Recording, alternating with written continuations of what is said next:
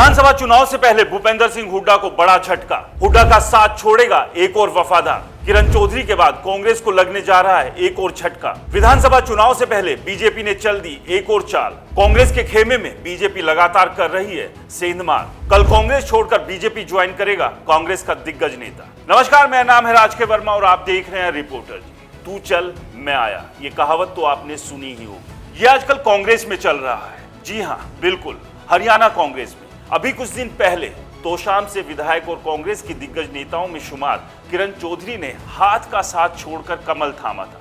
उसके बाद कांग्रेस में इस बात को लेकर जबरदस्त तरीके से हलचल मच गई थी कि अगला नंबर किसका।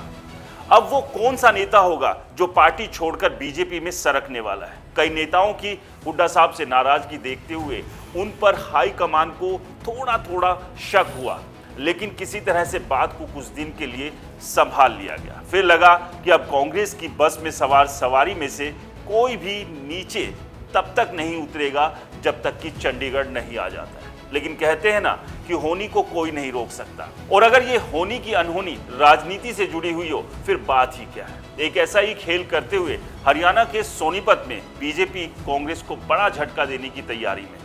चर्चा है कि सोनीपत के पहले मेयर निखिल मदान 11 जुलाई को बीजेपी ज्वाइन कर लेंगे। एक दिन पहले ही सोनीपत के राई हलके के विधायक मोहनलाल बड़ोली को बीजेपी का प्रदेश अध्यक्ष बनाया गया है। सोनीपत को पूर्व सीएम भूपेंद्र सिंह हुड्डा का गढ़ माना जाता है। सोनीपत में कांग्रेस का ही विधायक है। अब विधानसभा चुनाव से पहले बीजेपी यहां बड़ा खेल करने की तैयारी में है। आपको बता दें, साल 2020 में हुए सोनीपत नगर निगम के पहले चुनाव में निखिल मदान ने कांग्रेस की टिकट पर मेयर का चुनाव लड़ा था। कांग्रेस में उन्होंने बीजेपी के ललित बत्रा को 13,817 वोट से हराया था।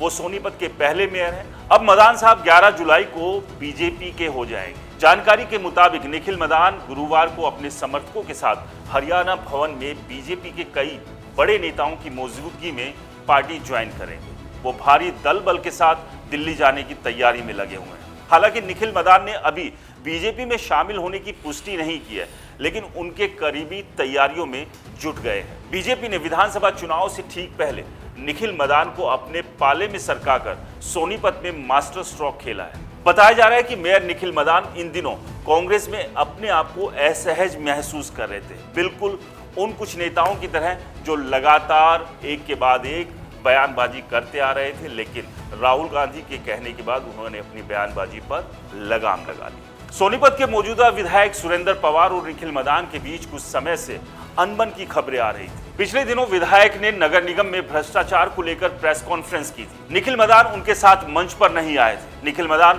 पूर्व मुख्यमंत्री भूपेंद्र सिंह हुड्डा और सांसद दीपेंद्र सिंह हुड्डा के खासम खास बताए जाते हैं। दोनों पिता पुत्र सोनीपत में आते थे तो निखिल उनका स्वागत करने वालों में सबसे आगे होते थे।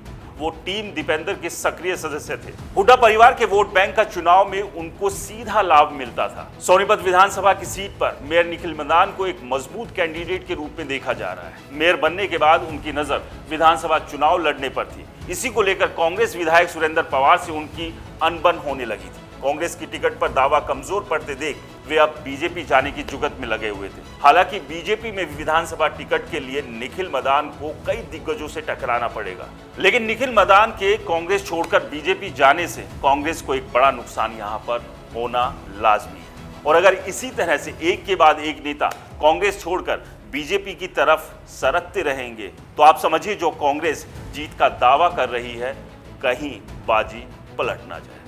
इसको लेकर आपकी क्या राय है, हमें कमेंट्स कर जरूर बताएं।